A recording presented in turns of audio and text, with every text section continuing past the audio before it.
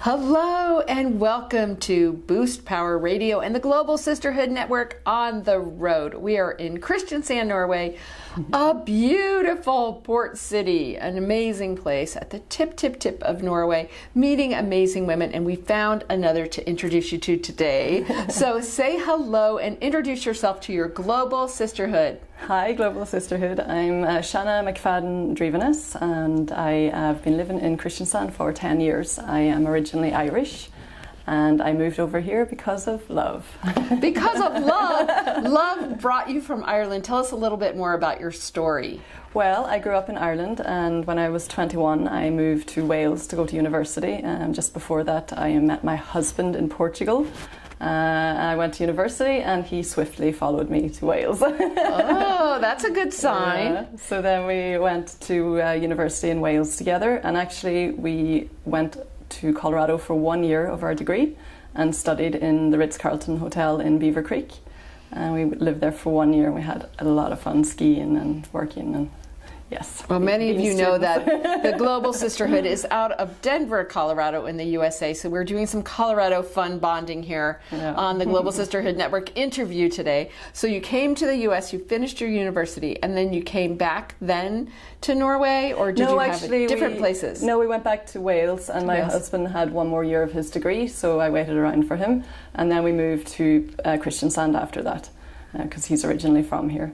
Okay, so you're back in Kristiansand 10 years ago, and I know what you're doing today, so fill us in a little bit about your path and then how you invented this crazy thing called Dirty Girls Mud Run. Yes, well, quite ironically, I was in a convent until I was 18, so I've gone from Catholic schoolgirl to dirty girl. There you go. So Catholic school dirty girl, it's on the on the network now. No, well, I studied events at university, and I've been working with festivals and events most of my career. And I actually saw this event in the UK, something similar, and I asked my friend if she'd like to go to the UK to run it, because I quite enjoy running and doing things like this. And I shared it to her Facebook page, and half an hour later I asked her to take it down, because I decided, why should I go to England? I'm going to make one here myself. Good idea. Yeah, so that's how it started, and it just has really caught on. It's I think it's a niche that people really get. I've been interviewed by a few male journalists for newspapers, and they really can't wrap their head around what it is. And my answer is always, if you were a girl, you would get it. Okay, now so tell all the girls that have not yet visited your website about your run and about your whole concept. Well, it's we have a 5-kilometer obstacle course mud run. We don't take the time, and the whole idea is team building and having fun with your girlfriends. You don't have to be an elite athlete to join, it's just for fun. So we encourage everybody to run as teams and help each other to the finish line. This year we've added on a little festival afterwards just for girls, and that's a new concept. We're going into our 3rd year now, and we have, from my first estimation in 2017, grown from 200 people to 2,000 this year. Wow! Yeah. Congratulations! Thank you. So it's really grown beyond my wildest expectations. So I also have a full-time job. So yeah, it's become a lot, and it's really fun, and it's great to see that something that I've created has grown so incredibly. During the run, we also have something called Dirty Girls Beauty Bar, where everybody who runs comes and gets their hair done by a hairdresser into braids, and glitter, hair colour, war paint with glitter on before they run. And yes, they get it all ruined when they run, but it's just so fun to do it. Nice. Yeah. Nice. Oh, I'm just dreaming of when you decide to bring this to Colorado, back home to your university state, and how much fun we're going to have. That would be really fun. And the most important thing is we don't give a medal at the finish line, we give you a glass of Prosecco.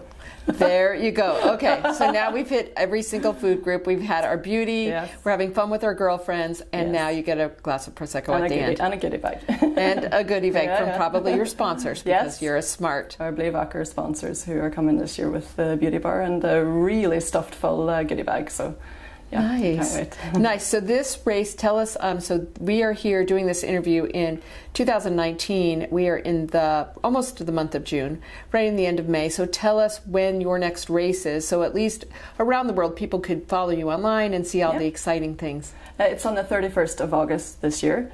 We are considering next year to expand to different cities, but this year we've actually moved to Dýraparken, which is the zoo here in Kristiansand, and it's one of the biggest attractions in the north of Europe. So we have some Norwegian words are coming in. Yeah, you can say an occasional Norwegian word. We've joined up with them, and so we're working together to put on the biggest one yet that we've gone from. Last year we were 1,150, and this year it will be 2,000, so we've almost doubled capacity. Wow. It's going to be great. Oh gosh, I need a reason to be back in Norway. You should come, at the end of August. You have a free ticket. See, and we would have an international U.S. team, and we would wear red, white, and blue, and you could use us for media. Yeah, everyone creates their own team names as well, and I'll say the girls don't hold back with the names. They're great. Good, good. And you probably have a great T-shirt too. We do. Well, this was the first year's T-shirt. Yeah. Yeah, and this is mine. Yeah, got it. So we have new T-shirts for this year. Every year we have a different T-shirt. So wonderful, wonderful. So along this path, one of the things we try to do with this show is to tell the story of the person, the entrepreneur, and tell us when it was hard and what did you learn? Because I know as an event planner myself and as a marketer and raising all the money and taking all the responsibility that it's tough. There's a lot of people out there doing things. So tell us about your path and what did you learn? Well, yes, it has been very tough. I've got a lot of knockbacks in the beginning. It was a concept that people never heard of. And also I decided to remove taking the time from the run, which nobody could understand. They thought I was crazy. And it came out actually last week in a news article that people are choosing more and more runs now that don't have the time because people don't want to compete anymore. They want to do something fun. We have another obstacle course here, and they also offer taking the time, but only 30% of the participants actually choose to take time now. So, but from the start it has been difficult. I've had a few knockbacks with competition, with people who were going to come on board and then last minute pulled out. So I was left completely on my own at the end. But then luckily I found my business partner, and he has been worth his weight in gold with getting Dirty Girls up and going. Yeah, it's not easy. I feel that events is a very male-dominated industry. That's for sure, especially here. And it has been quite difficult as a woman, I feel, to have my voice heard with something that has never been done before. So yeah, it's been a journey. Good.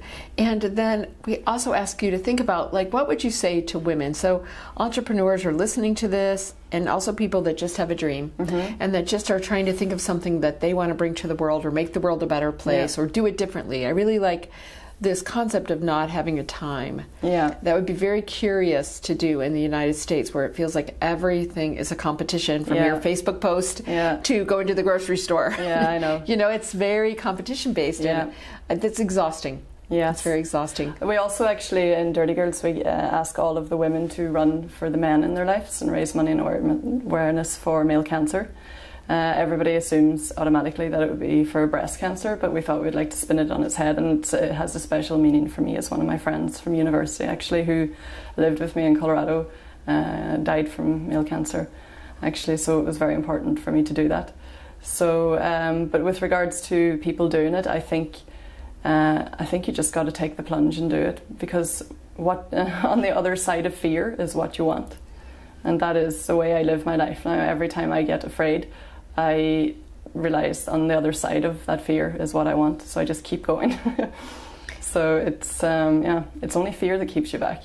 I love that. That's on the other side of fear is what you want. Yeah, that's a great quote. I say fear or faith. Yeah, right. You have to choose one. Yeah, and so I always pick faith. Yeah, push through. Yes, exactly. And you're going to make mistakes, but I think it's greater to have tried something and failed than to never have tried it at all, because it's people who are successful in life, they have tried and they have failed, so don't ever be afraid to just try something. Failure is also success. That's right. That's such a good philosophy. And what are you excited about now? So you've talked about you also have a real job, a full-time job. A real job, yeah. And so many times though we call it, bridge income. Yeah. When you're living your dream out of one half of your life that maybe is your evenings and every other moment, and then you're also have to provide, for your life. So tell us kind of about your dream for the future. Well, I would like to take Dirty Girls to at least next year, maybe 3 to 4 cities. That will require a lot. Right now I have a 100% job and Dirty Girls, and I have a 6-year-old daughter and a husband, so it's I'm going to have to rethink how I do things from now on. It's when you really believe in something and you burn for it, you just keep going. So even when I'm working it till 2 o'clock in the morning, sometimes I just know that it's worth it because it's for myself rather than someone else, and that's extremely powerful, actually. Wonderful. Yeah. Wonderful. Well, what a lucky husband and lucky daughter to have you as a motivated mom. I bet you have your daughter out there helping. Yeah, she's going to give out goodie bags this year. She's really excited. Yeah. I, being an event planner like you, I've had my daughter make a video to welcome people to Camp Experience. Oh, fantastic. Every year. So she started at age 3. Oh, I love that. And so every year we've done a welcome video, and then we show them through all the years, so people see her growing up. I love that idea. I'm stealing that. You can steal that idea. I'm a huge believer in stealing event ideas, so please, that's true. a good way to do that. And yes, it's just such a great concept, and I know that one day you'll be sitting around thinking that this would be so fun to do in Colorado. Yeah, so maybe you and I met for a reason. Yeah, that would be really fun. That would be so fun, and it would be a good excuse for your family to come back, and you can show them. It would be great. I'm still in contact with the people from the Ritz-Carlton, and my university, they still work with Ritz-Carlton. It's the University of Wales in Swansea Metropolitan University, so that would be really fun to think about doing one there, and also maybe being able to work with my old university and work with them. That would be super fun. And we'll put together a local coalition. I have 5,000 women in the sisterhood, and we have the Global Sisterhood, and that would be a great thing. So maybe we need to cook that up for 2020, because it's the 15th anniversary of Camp Experience, our network. So bringing an international event to Colorado could be a really fun part. That would be really fun. That would be fun. I'd love to go back there. And I just want to get that war paint with the glitter. I'm all about the war paint with the glitter. First year we just had war paint, and then second year we upgraded to glitter, so it's very important. You are on my home team with the glitter war paint. Well, we have so enjoyed meeting you, and we will be sure that everyone can find your contact information for your website and where you are on social media to follow you. We will be cheering in August for the 2,000 people at the zoo, having so much fun. Dirty Girls, mud run, rocking it out. And then we will talk about what's next for our future. Yes, lovely. So thank you for being part of the Global Sisterhood. Thank you for sharing your story on Boost Power Radio, and just thank you for the great work you're doing in the world. Thank you, and thank you for having me. I appreciate it.